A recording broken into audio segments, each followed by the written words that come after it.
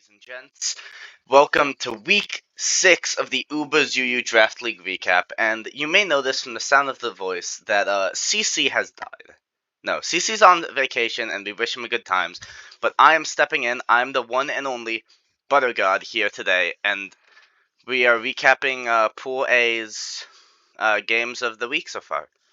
So this is a pretty standard game from Nebula we see here. It's nothing. It's the second comfy sweep of the draft. Third, sorry, can't forget about Pool C's King sweep. And this just shows the power of a Terra Ground comfy, as we see later on. Once these mons are all whittled down, a AV Mesprit does a lot of work in just trying to stop it. It takes like 18% from a +6 Draining Kiss. But even that's not enough to stop it. And overall, just the team gets whittled down a bit, and then at the end of the day, there's nothing left to stop a +6 comfy from one-shotting basically everything between Terra Blast Ground for OHKOing a Sugarberry Heatran and just Draining Kiss for Altaria and Raging Bolt. So yeah, this ends up in a 6-0 for Nebula, the Pool A leader so far, and it's looking like he's going to stay that way because he's had some very dominant performances. Next up in our series, we have Creator of Some versus Excalibur. This game overall came down to eventually being a 4-0 victory for Excalibur, but some of the massive players just Dusclops absolutely walling everything in their mothers. And, of course, Chi-Yu just disintegrating Amon every time it came out.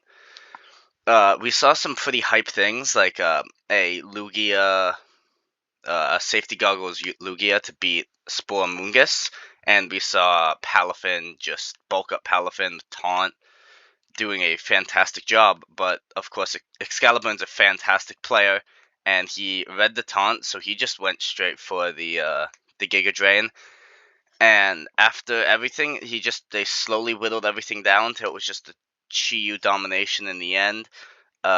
Dusclops was an incredible player at stopping the Calm Mind Lugia from doing nonsense.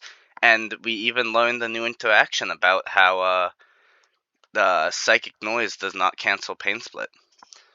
Now, on to our next match. So what we have right here is a special treat. This was technically a Week 3 game that was played during Week 6 due to just a ton of conflicts between Creator and Flying. And one of the first things you'll notice is that Palafin lives on 1%. That mon being alive at 1% means it's going to be able to come in later, get some powerful jet punches, and just wreak havoc, despite not having,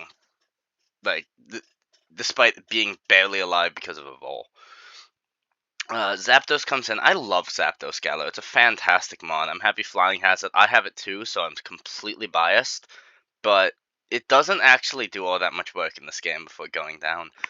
Overall, Flying gets a bit unlucky, but overall gets a lot of outskilled. He didn't have, it seemed like, the best matchup this week.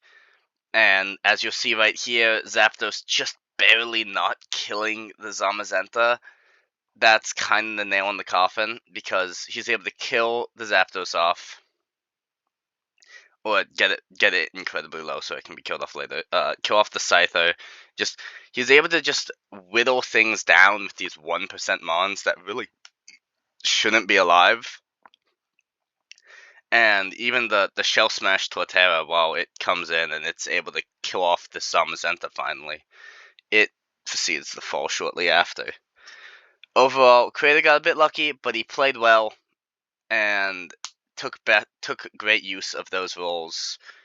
Now we're going on to the game of the week, because that's all we got this week. See you all there. So here we are, the big kahuna, the game of the week, Flying versus PTK. This is a very important game for this pool, because both players are 2-3 at the moment. The winner is... This is a very important game for who makes it to top 8 of their pool. Without a loss here is really bad. You're going 2-4. You have to win a lot of games to make it to playoffs from here. Well, a win puts you at 3-3, pretty solid. You can generally make playoffs with that pretty safely.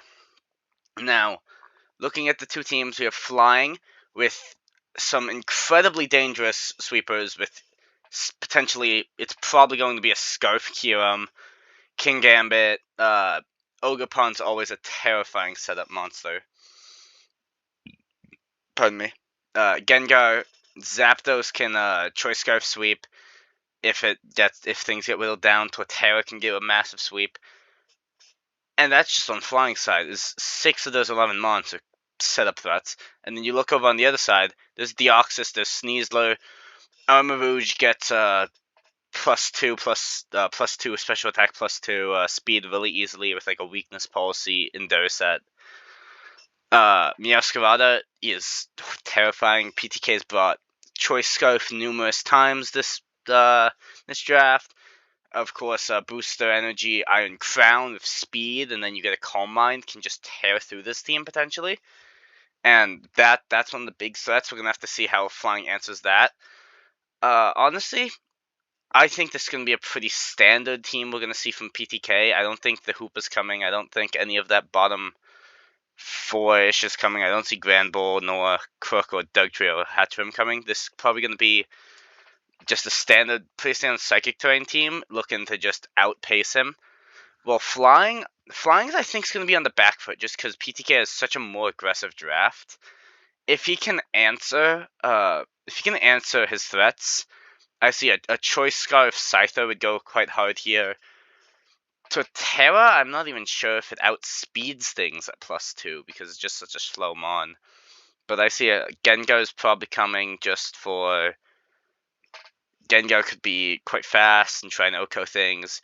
Ogerpon with just setup sweep or setup threat, or just Ivy Cudgel is really strong with the only potential fire resist being Armarouge.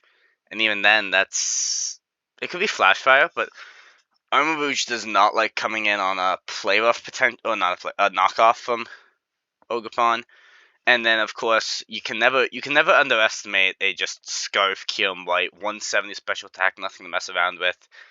King Gambit, absolutely disgusting mon. If it gets a couple Supreme Overlord procs, it goes absolutely wild.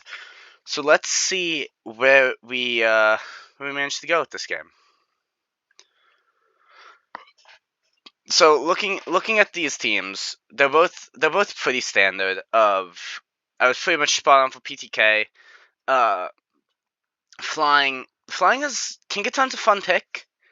Scyther is a pretty good lead here because if he's willing to lead with it, that means he trusts he's faster than Meowscarada, which means he is almost certainly Specs. I mean, not Specs, Scarf. So a Scarf Cypher here can do work. And immediately, PTK brings in the Quark Drive boost, the Booster Energy Iron Crown, and he immediately goes to his Ogerpon to try and answer this. He tanks the Expanding Force, which means this is an absurdly specially bulky Ogerpon. Like, that's a ton of investment to take that well. But it pays off massively because he gets a free kill. And, okay, yeah, Ogerpon probably dies here. But Iron Crown's a bigger threat to his team than Hearthflame probably was, just because it's so slow. Next up, we have the Deoxys coming in. Scyther, again, if he brings in Scyther on the Deoxys, it's almost certainly going to be Scarf, because it's slower. U-turn, 30%, surprisingly little, but brings in Kyurem White. Again, probably Scarf is also, so is this a double Scarf team? Earth Power gets a clean kill. And now, Flying's up with a Kyurem White in. Now, it's probably locked into Earth Power, who's not going to do all that much to Deoxys, I don't think. Right, Deoxys has no defense, but Deoxys takes the kill right back. Now, that Deoxys is scarily low. Like, the Scarf from Scyther paying off massively here. He goes into the Gengar, which is an interesting pick. Oh. He goes into the Gengar, which is an interesting pick just to see, do the Psychic types being really scary, the Dark types being really scary. He goes for a U-turn. The potentially dangerous move, just if he clicked like a Shadow Ball, he could have done a ton of work. He sets up Trick Room, which is kind of silly. Trick Room Gengar is kind of funky because Gengar has 110 speed.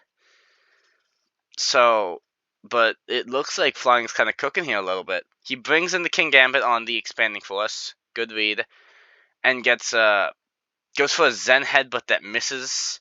And then gets locked into it. Now, if I'm him, I read the Meowscarada out of read, which he does as well. Because he's forced into Zen Headbutt, so he's probably going to go into that.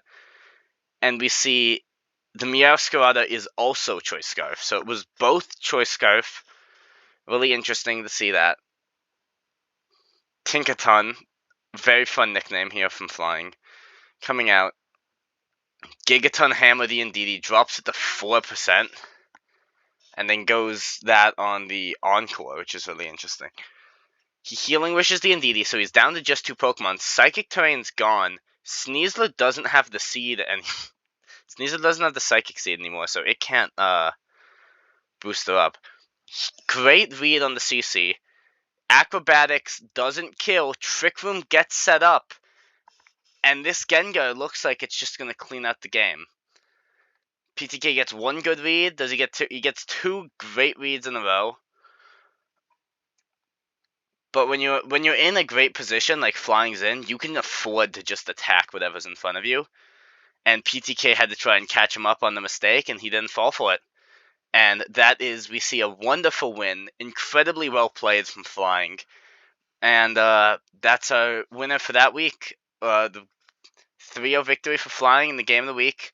Incredibly well done. PTK brought some fun sets, but in the end, wasn't enough. So the last thing to do before saying goodbye is to give out Mon of the Week. And I think that's gotta be, despite Nebula's 6-0 sweep with Comfy, Comfy is such an easy Mon. I don't want to say such an easy Mon to use, but it's getting Terror banned next season, so it's going to be a lot weaker. It's clearly a bit strong for this draft at the moment.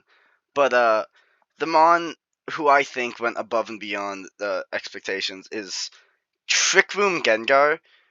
Flying for that wild set, I have to give it to Burnt Food the Gengar as Mon of the Week. And I hope you all have a fantastic rest of your day. See you in 2 days for Pool B's review. And check out Mike's channel for more Draft League content.